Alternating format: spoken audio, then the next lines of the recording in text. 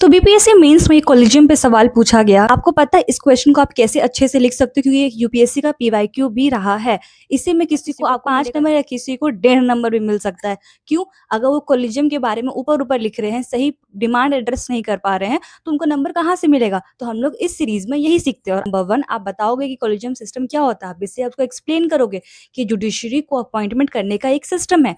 Second, क्यों criticism में रहता है, आपको ये पॉइंट्स मेंशन करने होंगे। थर्ड, आपको एक बैलेंस्ड ओपिनियन देना होगा और साथ में आपको रिफॉर्म की भी बात करनी होगी कि क्यों रिफॉर्म ज़रूरी है और कैसे रिफॉर्म किया जा सकता है। तो कुछ मस्ट राइट पॉइंट्स हैं जो आपको लिखने ही है अपने आंसर में। नंबर 1 आप मीनिंग बताओगे कॉलेजियम सिस्टम का, कॉम्पोजिशन बताओगे, कितने मेंबर्स होते हैं, कौन होते हैं। सेकंड, कैसे ये इवॉल्व हुआ, क्या अचानक से आ गया या कोई जुडिशियल केसेस के थ्रू आया, उस केसेस का आप नाम बताओगे। थर्ड, उनका क्या रोल रहता है कॉलेजियम का, कि अपॉइंट करते हैं, जज का ट्रांसफर इन्हीं के हाथ में रहता है। एंड फिफ्थ, क्रिटिसिज्म, क्या क्रिटिसिज्म है आप लिखिए, लेकिन ये 3 पॉइंट जरूर लिखिए कि opacity, second accountability and third lack of diversity. एक बैलेंस्ड आप व्यू दोगे कि हाँ यस जुडिशियल इंडिपेंडेंस जरूरी है, लेकिन हमें इम्प्रूव करना होगा ट्रांसपेरेंसी को भी।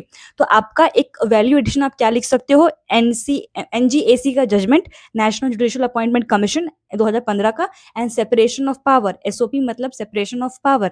अब अपने आंसर को लिखिए, मेरे टेलीग्राम ग्रुप में सेंड करिए, प्रीलिम्स भी पढ़ते रहिए। All the best, keep writing, keep practising.